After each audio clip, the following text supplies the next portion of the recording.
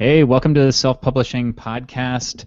Getting used to the new rhythm here today. Our guest, look at that, within about 10 seconds mentioning the guest. You're so pro, Johnny.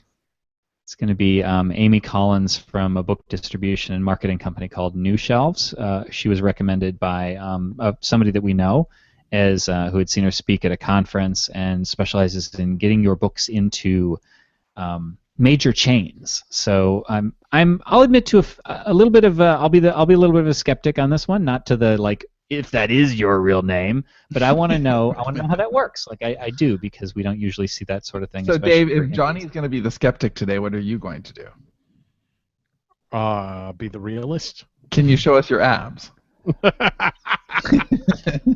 I'm more like the planted skeptic. Like I'm not a true skeptic. I'm more like the guy who asks the skeptical questions to tee the person up to answer them successfully. More like that guy. You're the info marketer. Have you ever had trouble opening a carton of milk? It's so fling and hard to open. I wanted to just mention a few things that are, because actually this could qualify as something cool. It's really just it's all kind of cool, and something is my formal something cool. I could explain this more. So basically, a few things. No, keep going on like that. A few things have started to tick at Sterling and Stone that we've been talking about for a while here, Sterling and Stone and the Self-Publishing Podcast. And that's two things. One is, you guys may remember Seth Atwood being our guest and talking about the the entertainingly named Master Beats app. And unfortunately, although we were willing to go with Master Beats, yeah, Johnny finally acquiesced, and it was going to be Master Beats, but then dun dun dun. Dun dun dun. It wasn't enough. It wasn't encompassing enough. It's not just going to be beats and story planning. We thought that would be. Seth thought that would be cutting it off, and we agreed. It would be putting it in too small of a box. So the new name instead, is Ashley Madison. It's very secure. It's very secure. No it's going to be whatsoever. It's going to be called Story Shop, and that will we'll start talking about that real soon, in depth. But that's a go. And do we want to talk any dates or specifics, just as little teasers before we move on? No, it's gonna be in fall. And it's really, really exciting because essentially here we're building. We have a logo and everything. It's very cool. We do have a logo, and we didn't make Dave do it, so he loves it. But it's like it's exciting because we're building ourselves kind of like the ultimate tool. Like, what do we need to build better stories faster and share it with the audience? And that's fun. Like I'm really excited about this. But it should be early fall that we'll be able to go live. So you guys will want to follow that, I think, because it's a very the initial discussions for the app are very, very cool, and it will, like any app, it will iterate. So there will be a 1.0 version, which will be cool, but then there will be 2.0 and 3.0 versions that are even cooler as your app updates. Yeah, that's definitely this year's big idea, I would say. When we develop an app, and not like a joking app where it's just like whatever, but like a real app, a real robust app that helps you plan stories and like is an invaluable tool, the equivalent of Scrivener for your mobile device or iPad. I kind of, when that was on our goals list, I was kind of like, yeah, okay, whatever, but it's happening. We're gonna do it. We're gonna crowdfund it, but we're gonna handle it much differently than the last Kickstarter we did. Yeah, this will be awesome. I figured I'd have six-pack abs before we ever had an app. Is that working out? Are you well on your way? You got a couple months. So well on my way. Dude, you have a few months here. It is not. I don't say that that's dead and done. Without surgery, I think we're. Are you ruling out surgery? Oh yeah, I would never do that. He's gonna get those Batman abs so that you just stick on the molded implanted ones. They'll match my butt implants. Do you have something cool besides that? Well, no, hold on. I actually have one more you have even something sort of cooler, thing. possibly. That's yeah, right. So the next sort of cool thing that just to keep an eye on is that we have set a date for the Smarter Artist podcast event, our conference, our live event. And there's a PS on this, is that Dave will be there because we're forcing him. Yay! Yay! It's just Dave's too big a draw. We're gonna have a couple hundred people there, and he'll be miserable. But Some people pain- book Oprah, but we book Dave. Right. No, his pain is our pleasure. So just look forward to that. In spring, anybody who wants to see a miserable Dave hiding in a corner. I don't want a corner. I want a separate booth with curtains, so I can choose when to be seen. Like the Pope Mobile. Yes.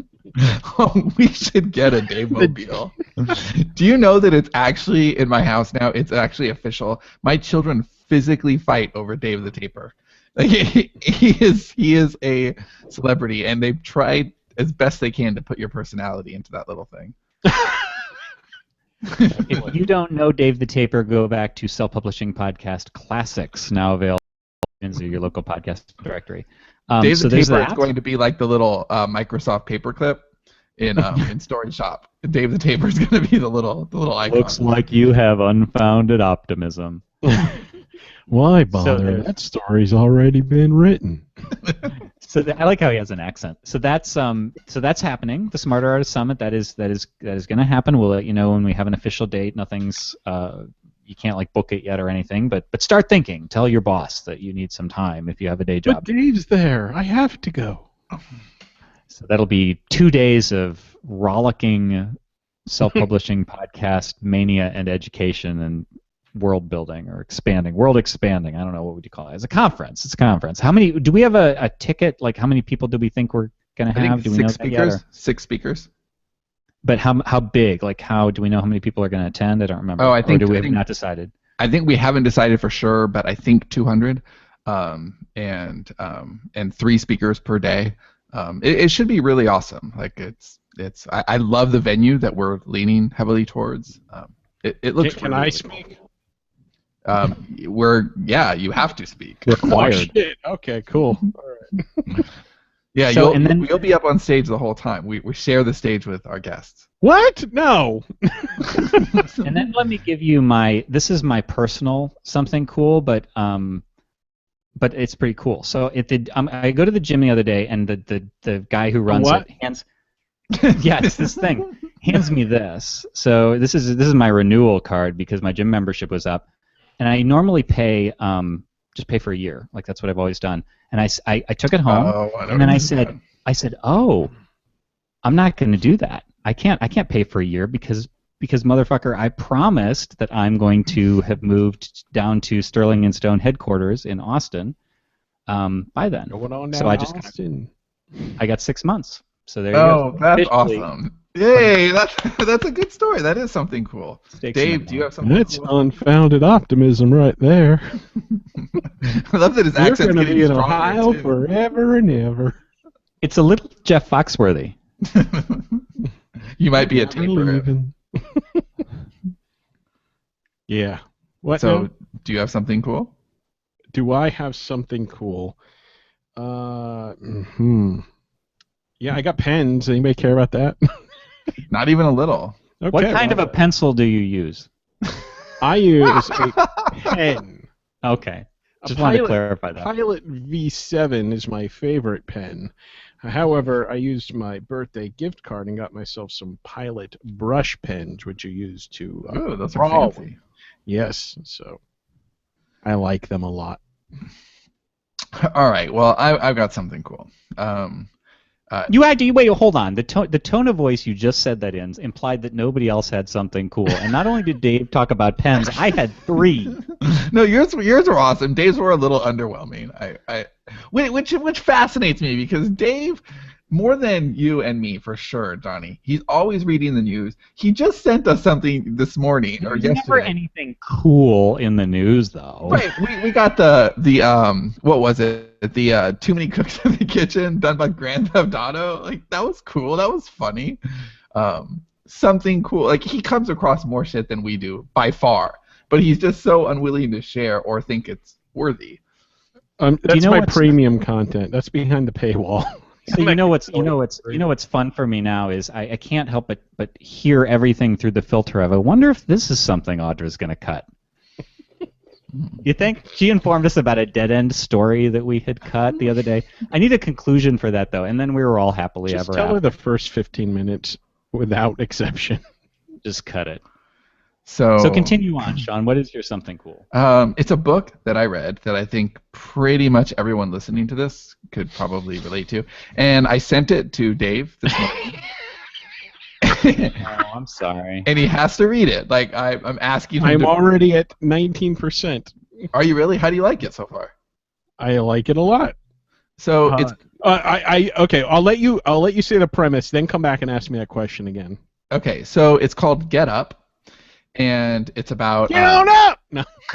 it's about how our chairs are killing us, you know, and about how our bodies are not designed to sit as much as we do. And that's been a really big thing for me in the last year. Last September, I started to make sure that I walked a couple of days, and I walk about 4 miles a day now, and I'm pretty mobile, but I still feel like I sit way too much. I'm not healthy. I mean, I'm actually reasonably healthy, but I'm not where I want to be. I still feel like my body is not happy. Like I need to be up more. I need to be standing more. That's and just so haven't hit puberty yet. so I've been ever since I read this book, which I think is great. I think the premise of the book is great. I enjoyed the read. I want Dave to read it. But it's really interesting. There's a lot of interesting stuff about it. But one of the things is how if you stand a lot, your body actually burns a lot more calories even when you're not standing. So the fact that, like, if you have two guys and one is a construction worker and he's kind of on his feet all day, and then he goes home and, you know, for the next 6 hours he eats he eats dinner in front of the TV and doesn't move, he's still burning calories. Where the guy who, you know, sat at his desk all day and then he goes home and he does the homer, he's not burning any calories, and he also didn't burn any calories all day. And that makes a lot of sense to me. I used to be able to eat pretty much whatever I wanted because when I worked at the flower shop, I was standing all day. And so, like, I was just... And you were 20 years younger. And I was 20 years younger. And I burned calories really, really fast. But anyway, I really love it, and I've actually implemented right away because along with dictation, you know, the standing thing is something I've been wanting to solve, and this book kind of eliminated my excuses. I just, like, why am I not doing something about this? And I really want a standing desk, but I don't have one, but I kind of rigged something up in the corner. And what I'm doing now is I stood for an hour on Monday, and then 2 hours for Tuesday, and 3 hours for Wednesday. And then today my day was kind of messed up, but yesterday I did 3 hours again. And I'm just going to kind of ratchet that up and try to get most of my workday standing. Okay, so I'm reading a book this morning, and one of his first facts is not sourced, and it made me like question like all the science behind it. Now, I'm not saying he's wrong, but his first fact that he says in the book is that for every hour you sit, you lose 2 hours from your life. All right, okay. If that were the case, I'd already be dead. Okay, I know exactly what you're meaning, and I had the same exact response to it, but I don't think he was presenting that as a fact. I think he was like... Well, it sure seemed like a fact. No, there's facts in the book, and there is one later that's 22 minutes for every hour, and it's presented much more like a fact. I agree. That's a kind of a bogus metric because we'd all be dead already. Like, we just would be. You get to be 61 and just keel over. Like, yeah, because I'm either sitting or lying 23.4 hours a day. Yes, but and I'm not exaggerating. You're a dead man walking, dude. According to this book, you are a corpse that happens to be still drawing breath, but barely. So anyway, I think that everybody... I went walking 4 times this week. All right. That's excellent. So I think everybody who is listening to this can relate, because probably a lot of people, you know, when they're writing, they sit down, and it was really hard for me the first day and the second day, but today I actually resented that I couldn't stand more than, you know, I am, and it's good. It's just it's a muscle. You have to train your body, but I liked it. I actually felt like I was thinking a little bit faster after, you know, by the third day standing. So anyway, I think as that it cut down on your talking and all I see. I'm gonna rig it so that I'm doing podcasts standing up, because I'd much rather do that. You know, you speaking of, it's interesting that you mentioned that you can't stand for that long. You know what I can't stand is when I can't find a good book cover designer, and I just don't know what to do, and so I'm just going to give up and lie down 23.4 hours of the day. Johnny, you don't have to do that. You don't have to become me. And neither do our viewers and listeners. You don't have to be Fat Dave Corpse Walking. Anybody else want to write that book, Fat Dave Corpse Walking? You have options. I've already started the beats. If you're looking for a book cover, you have options. And those options are at 99designs.com/SPP because they have designers that are waiting to do your book cover. And not only that, they're going to save your life. No. Didn't know that. I'm not quite sure how, but they're going to say, you know what, I do know how. They're going to save you the stress of finding a good book cover or making one yourself, because that is just a surefire recipe for disaster. As you can see, if you just go on to Amazon or Barnes & Noble or Apple, Kobo, just look around and look at the book covers you see.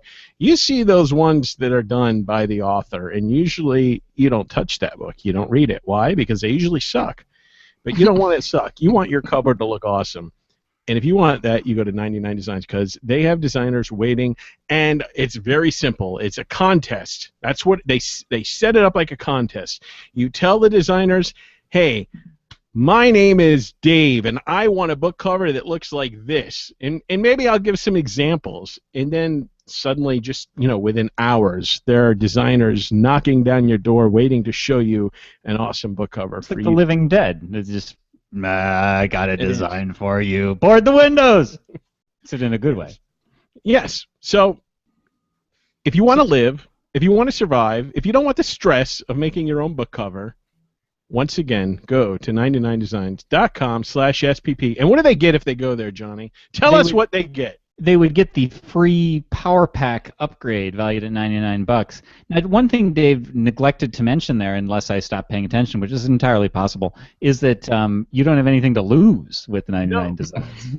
Nothing to lose. You don't even have to pay if you don't like the design. So there's that. So go to, if you start your custom design today at 99designs.com/SPP and get that free Power Pack upgrade, which gets you more designer time and attention.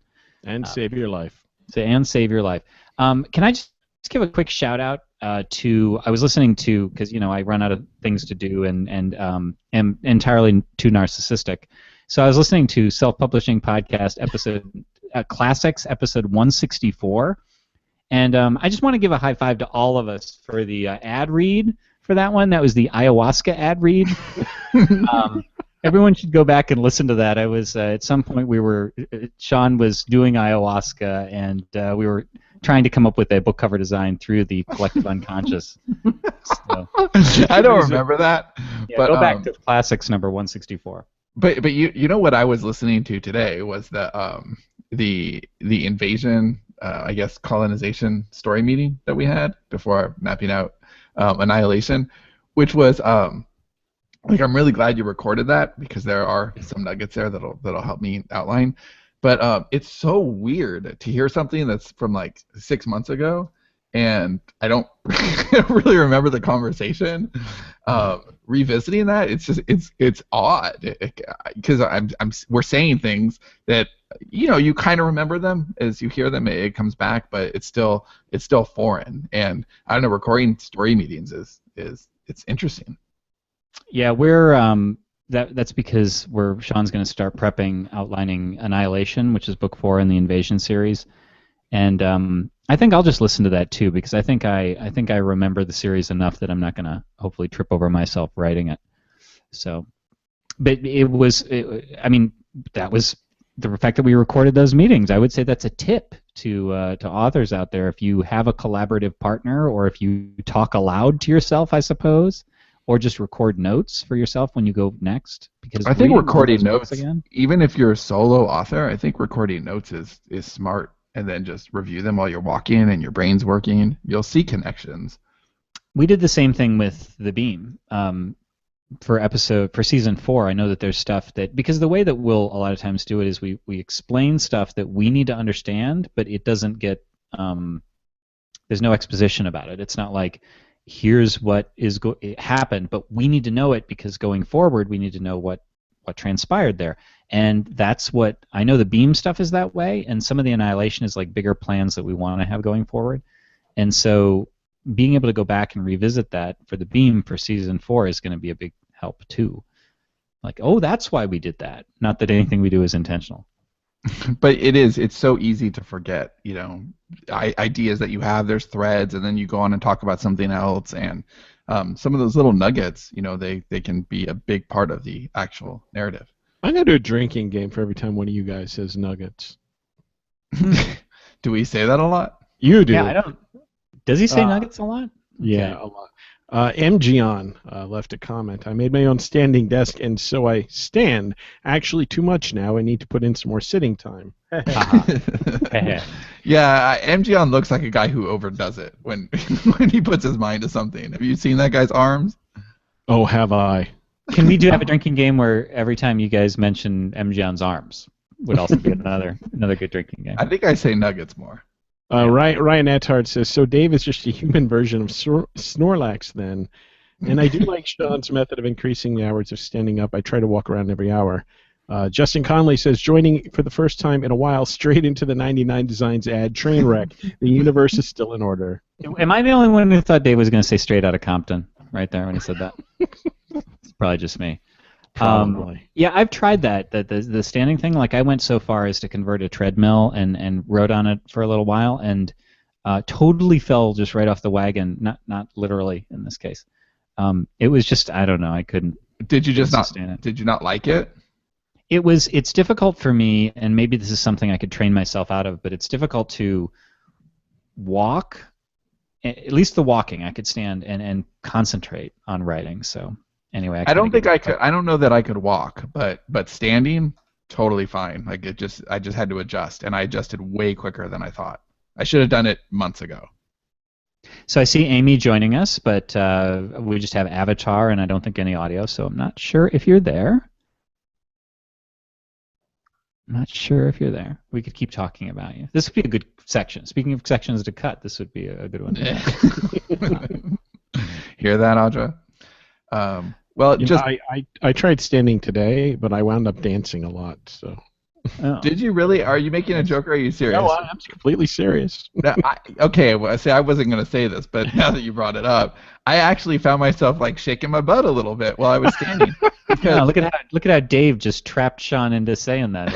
Yeah, I wasn't really dancing. Oh, see, I was because I can't stand still. Like I can sit still, but that's actually the problem. Once I was standing up, like I felt like moving a little bit. Oh, yeah, I can't stand still. Yeah, she left. She's like, what the hell are they talking about? Goodbye. This has got to be the wrong podcast. What? This has got to be the wrong podcast. I hopped in at the wrong time. That guy said he was dancing, then Big Nose Eric Estrada was shaking his butt. So yeah, I don't know. I'm looking forward to seeing how it is next week with my first full week. I think I can do 3 to 4 hours a day standing plus the walking, and then that's good. I know I still really want to figure dictation out. And what's funny is that every year Dragon comes out with their new version of the software, right? And it's 15% more accurate. Like every year they tell me how much more accurate out of the box. Is it a free update or no? No, it's a $200 piece of software, and the upgrade is always $99, right? And so I always get it, and I always think this is the year I'm gonna figure this out. And then I'll try it for like 3 or 4 days, and I'm like, I hate saying period after every sentence. Nah! And then I can't do it, and then I give up again until next year when I get the the email that says that they have an upgrade and it's 15% more accurate out of the box.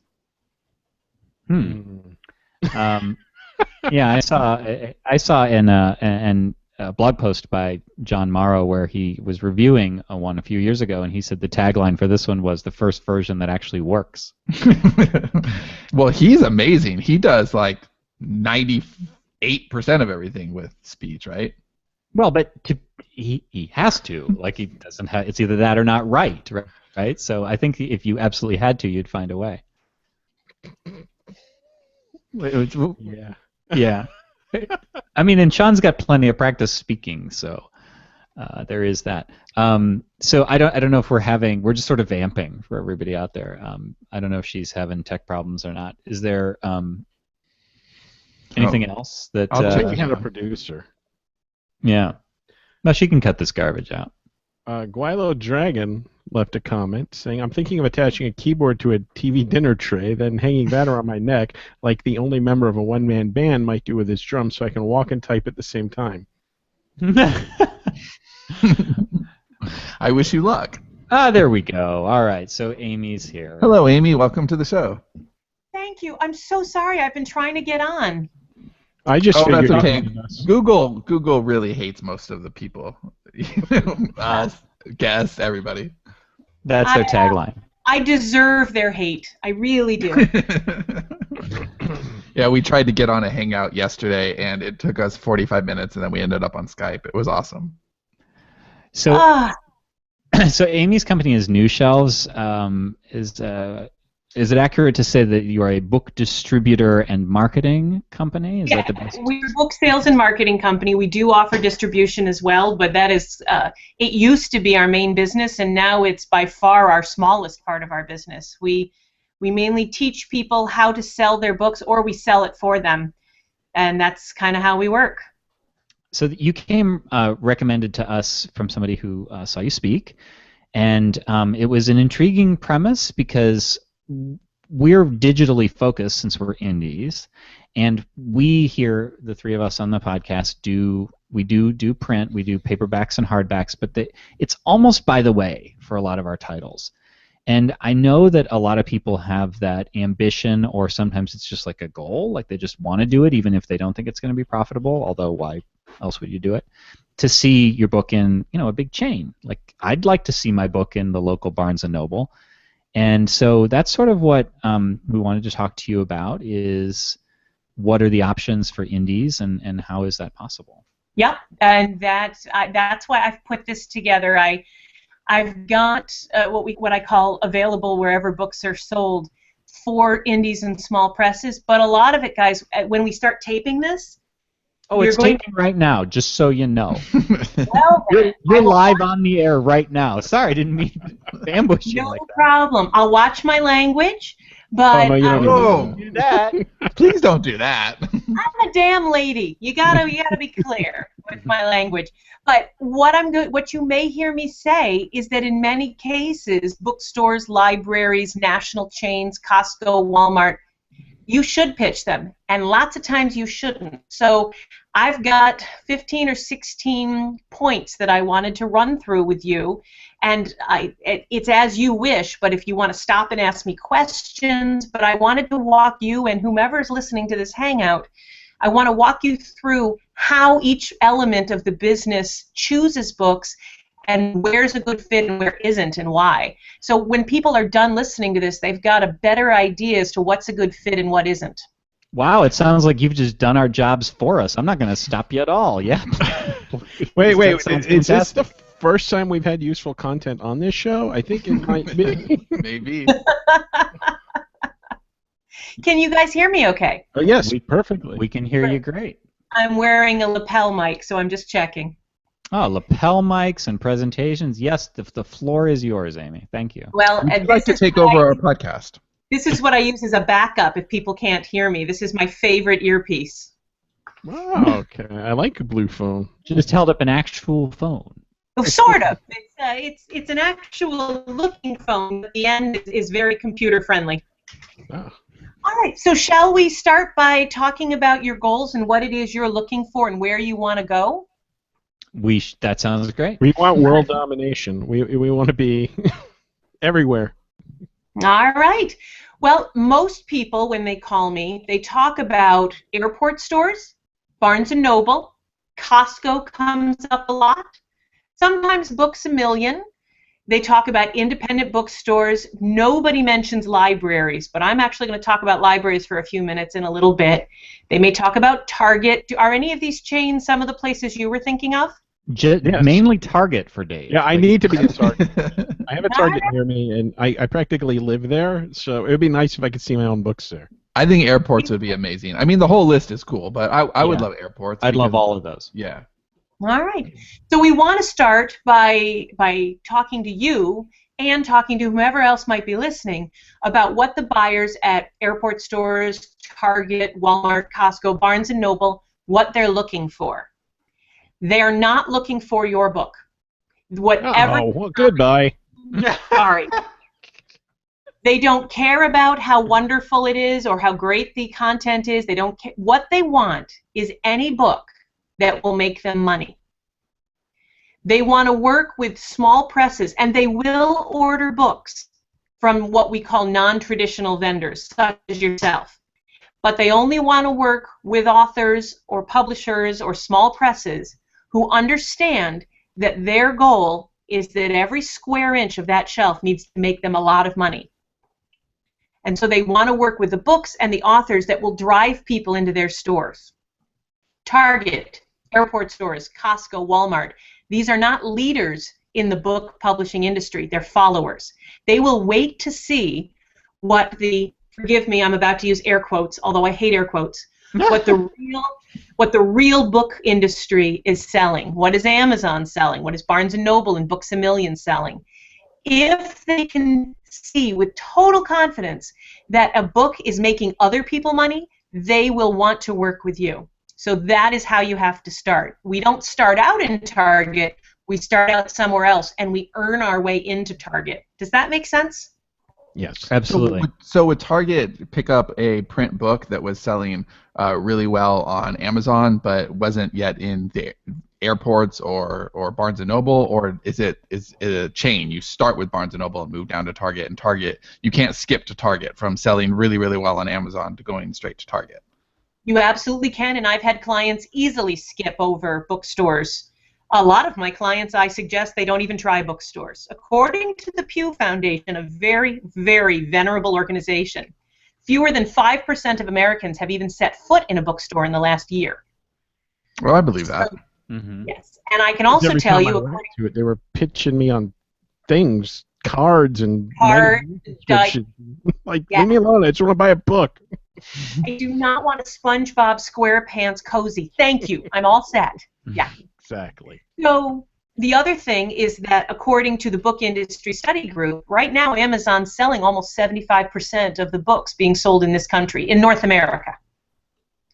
So you can easily show a lot of sales on Amazon and hop to the major chains. I use the word easily, and that's a bit of a misnomer. You can do it. It's not easy. But we are going to talk about what they need and how you can get in there once you do the criteria. Who do I have to pay off? You don't have to pay off anyone. Oh, come on. That would have been easier. I know. Well, you know what? You can pay to play in the airport store market. There we go. Airport stores, just like Target, the buyers are judged by how much money they make per square inch of shelf. If a buyer has a business book section that's, let's say, 90 inches of shelving, every inch of that shelf has to make a certain amount of money every 2 weeks, or else the buyer is seen as not doing a very good job. So it behooves them, if they need to make $3,000 per book, per title, every 2 weeks, which is that's actually a pretty good guess how much they need to make, then there's a couple of ways you can get in there. You can show them that you're making $3,000 for other chains per title. That's a good way to do it.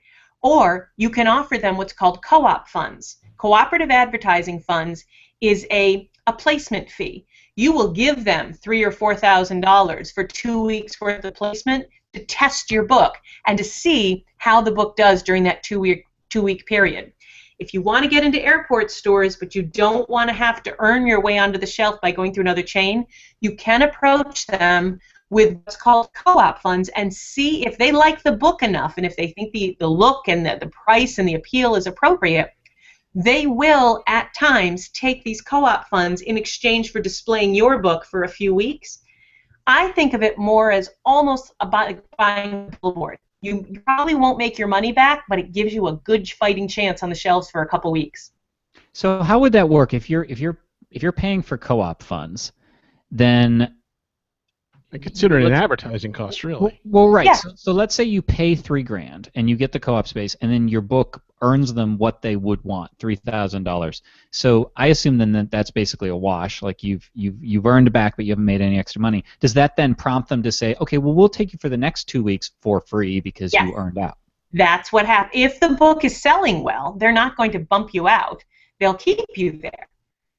So if you say you're not selling well, you're gone.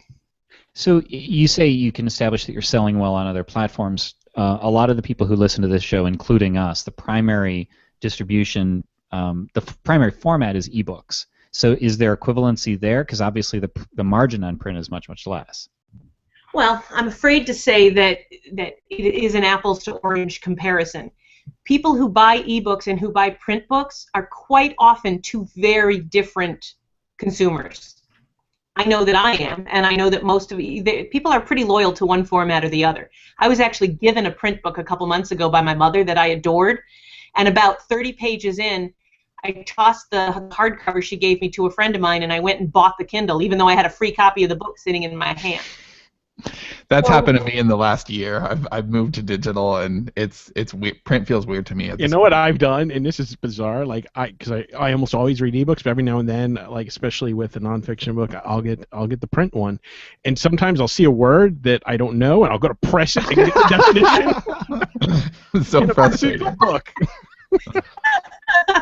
Or you try and highlight it or something. Yeah, please tell me I'm not alone here. Oh, no. Well, okay. we'll laugh at you and judge you later. Okay. Yeah. So I am afraid that it is not an apples-to-apples comparison. If you want print books on the shelf, you have to sell print books or prove your way with print books. Yep. So I would say that 99.9% of people listening to this, again including us, are not seeing anywhere near the volume of print sales that would be required right now.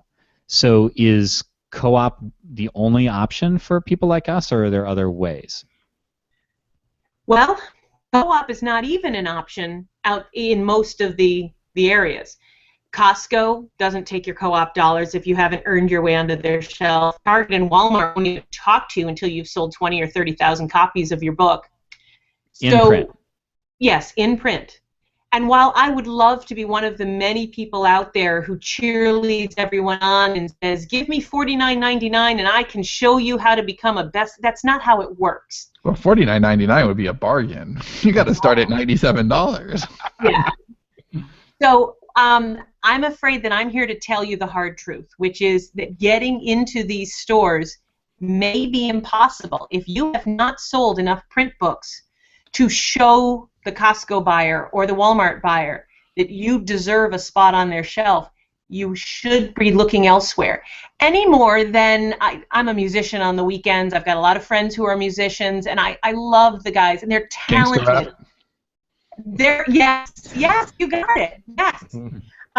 But they're out there every weekend playing at the local Irish pub or the local blues pub, and you know they're playing their hearts out at the local Holiday Inn, just like wherever you guys are and whoever's listening, you guys have all walked into a restaurant or a hotel and seen some very talented musicians playing. Why aren't they opening on Vegas? Why aren't they, playing backup for Weezer or, the Rolling Stones, depending on your age group? There's a reason. Very talented writers and very talented musicians are in the same boat, very talented artists and dancers. Not everyone gets to be in the cream of the crop prime placement. Not every singer gets to the Metropolitan Opera, and not every author gets to Walmart, I'm afraid.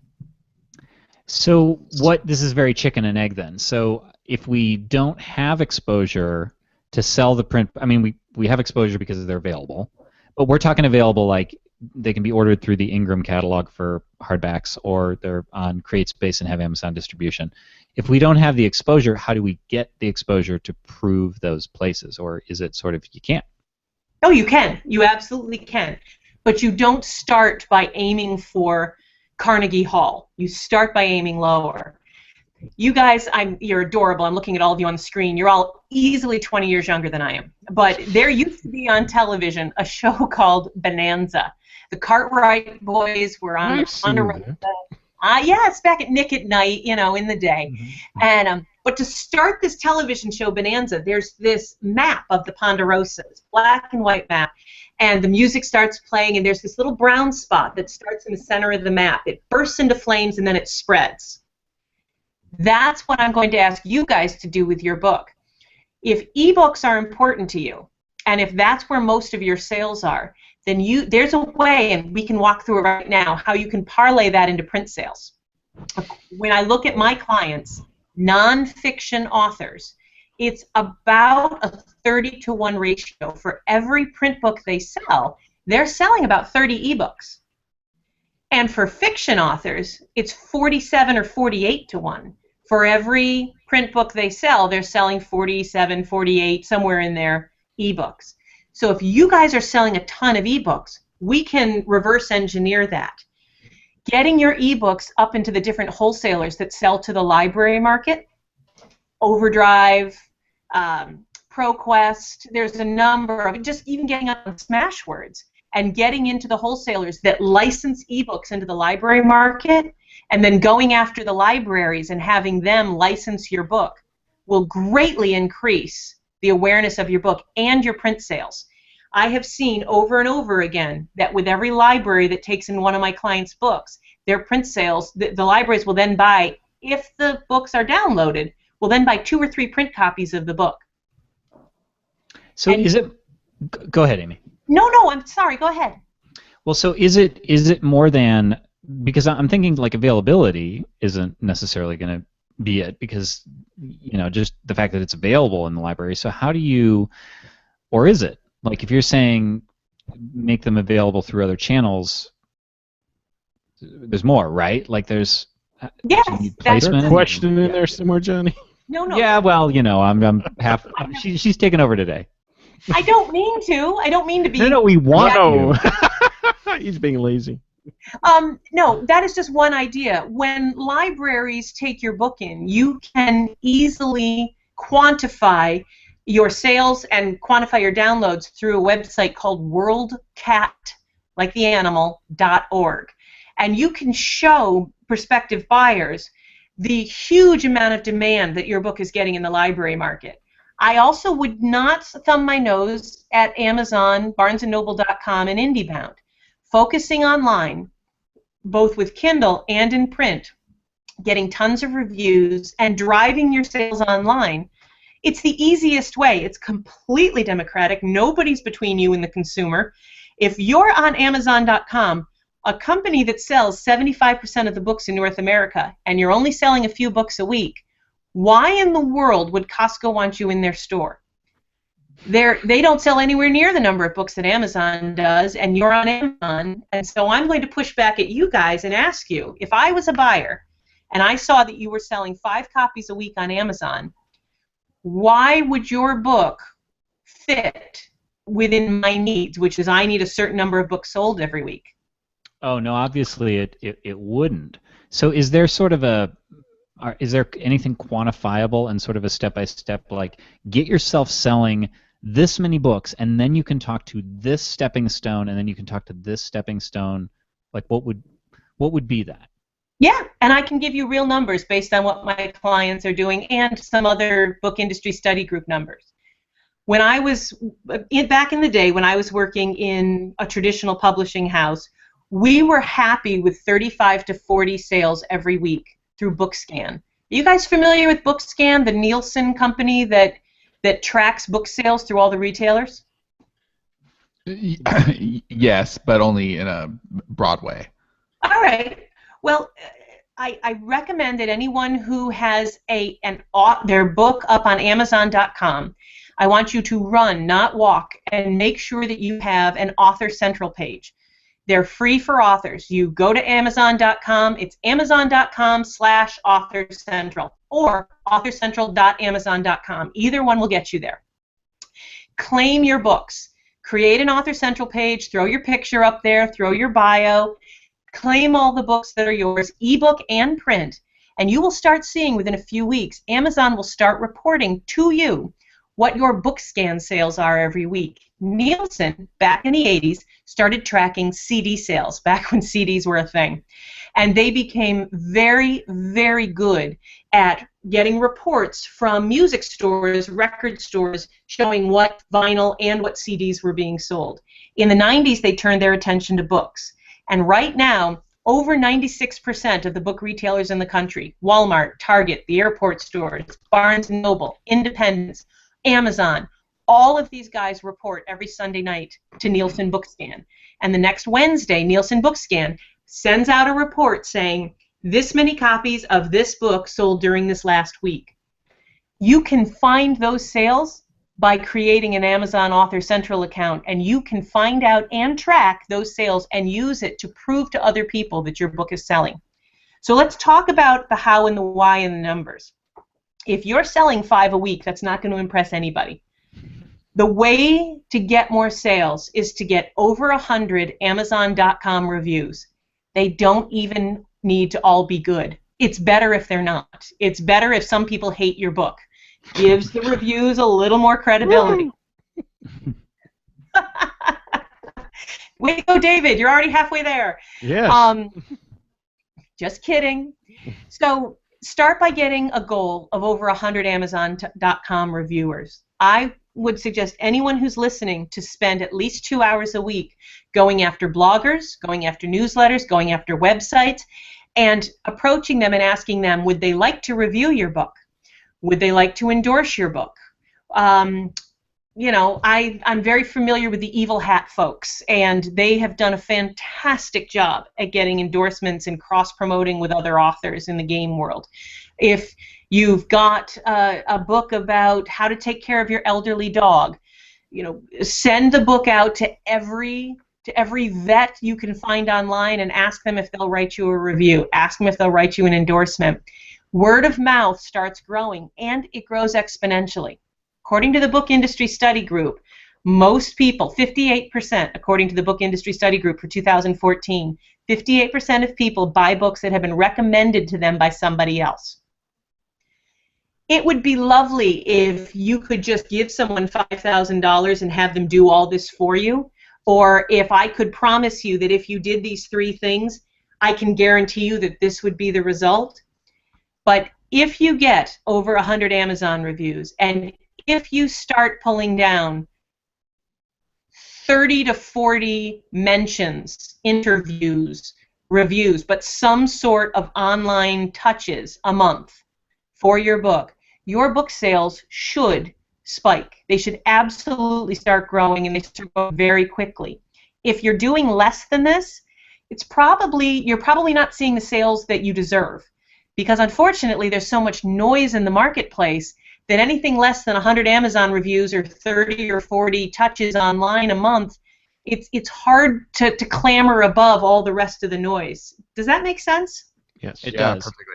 Okay, so you've got the Amazon, you got the reviews, you've got sales ticking in. So what would be the next step we're reaching for, and what numbers can you speak to there if you have any?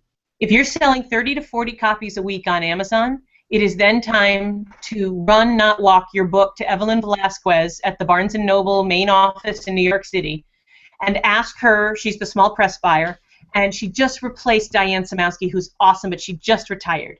So you go to Evelyn Velasquez and you ask her to test your book in 20 or 30 stores.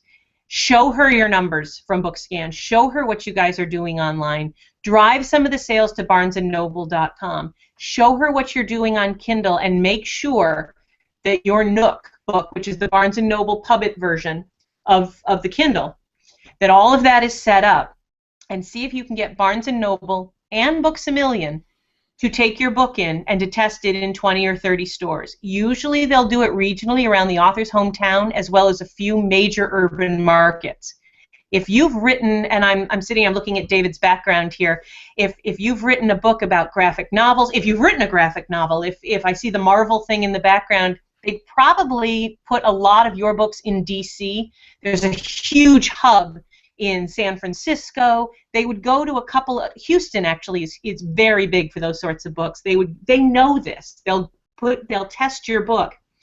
And once the books are in there, then it's your job to market your book in those hubs so that people go and buy them. I'm sorry, I keep cutting you off. No, I never stop talking. Okay, well, you're much like Sean. So put you two in the room, and we wouldn't know what to do. So just to make sure we're clear on everything. So when you say that the 30 to 40 books a week, you're talking those can be digital, or those are print? Print. Okay. Print. Again, digital books don't count if you want to be in chains. Okay, so all of the getting the reviews and stuff. This is all we're attempting to drive actual print sales, because 30 to 40 didn't sound very impressive, but when it's print, suddenly it's like, Yeah, oh, it's yeah, like, oh. that is impressive. Like suddenly, that's a big deal. So because we're nowhere near that, and we sell pretty well in ebook for certain titles. Mm-hmm. Well, and a rising tide raises all boats. If you start getting 30 reviews or 30 touches online a month, it's also going to drive more ebook sales, and that money helps. Money helps. Hey, start putting it away, the extra money for those co-op funds that they're going to ask you for eventually. Now, I have a sort of technical question here. If you have print book in Amazon, in Barnes & Noble, all of those, should your ISBN number be the same for all of your print books in all of these places? Does it matter? It matters, and the answer is absolutely. Your ISBN for a paperback book needs to be identical in every chain, in every venue. You will be violating the Rodman-Packman Act, as well as a couple of federal statutes, if you try and sell the same book with different ISBNs. That's a big no-no. However, you need a different ISBN for your ebook. Right. Okay. Dave, stop vibrating the Rodman-Packman Act. I hate when he does that. So I don't even know what I was saying. The Hillary Rodham Clinton Pact. And I have a further technical question. I actually have several, but I'll start with one. So, here's the way that our print process has worked. We handle paperbacks through CreateSpace, and it's available on Amazon. I do not believe that makes it available to anybody else unless you do the expanded distribution, which for some reason I don't think we do. I don't even know our own thing. We have been handling hardbacks through Ingram, which I believe makes them available everywhere. But I don't know that any of this jives with what you were just talking about, and I don't know if we're talking about paperbacks or hardbacks or if it makes a difference. All right. Wow, you just gave me a lot to work with. When you need me to stop talking, just raise your hand and I'll shut up. We need a two-part episode here. Yeah. How much time do you have, Amy? I don't want to cannibalize your time, but yeah, I have hours. For you guys, this is fun. So okay. Let's start with hardcover versus softcover. You guys clearly are in the 1%. You're obviously filthy rich and have just money to burn. Of course. Most people don't. Most people in this day and age, in this economy, want paperback. Hardcovers are actually drifting down. They're plummeting down at a rate. Libraries don't want hardcovers, bookstores don't want hardcovers, and most, not all, but most book formats should be in paperback. If you've written a prescriptive how-to book on how to divorce your husband, make it a paperback. People don't want to spend the money on a hardcover. And you have done the right thing. What you just described to me is your situation. I'd like to take one step back and repeat what I heard. Your paperback is available print on demand through CreateSpace that makes it available to everyone on Amazon. And yes, go ahead. No, I'm nodding. All yes, right. I'm agreeing with Remember, raise your hand if you want me to shut up. And you Wish I worked with Sean. They made me do the same thing. You didn't make your book available through extended distribution. This was the right decision, because what happens is Amazon will make your book available to bookstores and libraries through a company called Ingram Spark, also called Lightning Source. But you can get your own Ingram Spark and Lightning Source account for free, and you should.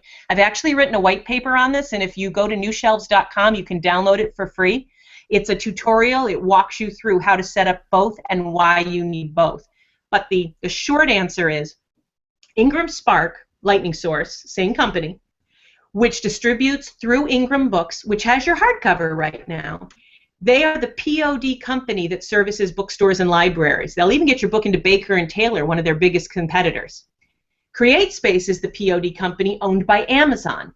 Keep your books at CreateSpace. Keep fulfilling them to your Amazon customers. Keep that nice 40%, 50%, that nice big discount that you get. But also sign up with Ingram Spark so that bookstores and libraries can order your book without going through the CreateSpace extended distribution. You get more money, they get more money. Extended distribution simply is you having another layer between you and your end user, and you don't want that. You will increase your profit by 25% if you get your own Ingram Spark account, and it's very easy to do it. So just to be clear, we're talking about 3 possible versions of a book. I know they're not versions, but here's what I mean. The CreateSpace version of a paperback which distributes to Amazon, a separate Ingram Spark paperback which distributes everywhere else except Amazon, and optionally, if you want it for your own prestige or whatever, because we like them to give away, hardbacks, again through Ingram. Then I wasn't clear. We're talking about Okay. 2 versions of your book. We're talking about the prestigious and heavily sought after by collectors hardcovers. Okay. And we're talking about the paperback. You are going to take that one paperback file, duplicate it, send 1 copy of the file to CreateSpace, 1 copy to Ingram, same file, same ISBN, 2 different printers printing the same book. Okay, then I was the one who was not clear because that's actually what I meant. It was the same book, but you're going to 2 places. Yes. Okay. Garrett, you listening? We got to do that. He just texted me 1 second ago and said that he is, actually. Okay, I didn't know if he was doing our paperbacks through Ingram or not because I haven't. I'll start. Text me, Garrett, and I'll walk you through it. Okay. Question: Are bookstores still treating Amazon like the last person they want to go on a date with? Yes. Okay. The way I treat my ex-husband. And they should. And they should. Bookstores. I have a client who refuses to send me because it's slightly more expensive. It costs about another 40 cents to print with Ingram Spark as opposed to CreateSpace. CreateSpace is 40 cents cheaper per book to print. He keeps sending me the CreateSpace version of his books. I cannot send a CreateSpace printed book to barnesandnoble.com. They'll be pissed off. There's just no point. I try and explain this to him. If your biggest competitor was what, I mean, think about it. Would Burger King send you to McDonald's? No. So they are absolutely, please do not connect the 2 at all. Never call up Barnes & Noble and say, guess how many I'm selling on Amazon. They'll hang up on you. They don't care. And if you really want to get into the bookstores, start driving some of your customers to barnesandnoble.com. barnesandnoble.com is not at all interested in helping get you on their shelves if they're not selling you online. Do you call your ex-husband and say, "Hey, guess who I'm dating now"? All jokes aside, he's a great guy. In case he's watching. All right. So I'm gonna call an audible decision here, unless everybody else disagrees with me. It sounds like there's a lot more here, and we should have you back to do all of that separately, because there's just so much here. Do you want? Would you like to come back? You know what we could do? We could send audience questions, like, and then just come prepared. Like, these are the things that people want to know about print, and it gives us a chance to kind of gather those questions. That might be good. Like I want to delve in, Amy, but I'm feeling like this is going to be. We're going to be here for another hour, and I'd love to just have you back for a dedicated, separate episode very soon. If We you would won't like. even have a 15-minute nonsense intro.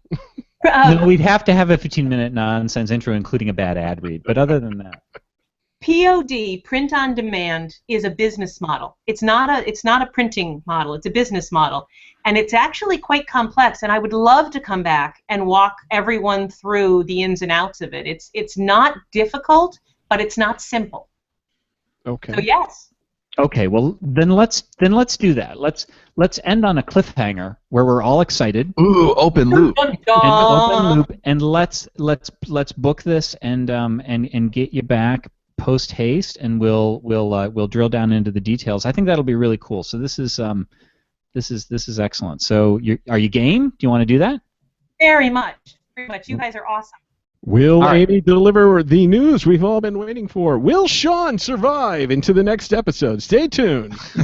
Stay tuned, and we will we'll have another episode with Amy very soon. We'll probably just book it when we jump off the air here. Yeah, stay on until Well, We're there's gonna no outro music anymore, so we don't even okay. have to tell her to stay on. But do please stay on. So thanks everybody for listening to the Self Publishing Podcast. Thank you, And, Amy. And Thank If you thank have questions, leave them in the comments on this YouTube video or in the comments on the blog. and then we'll have Amy back soon. So thanks everybody for listening, and we'll see you next week.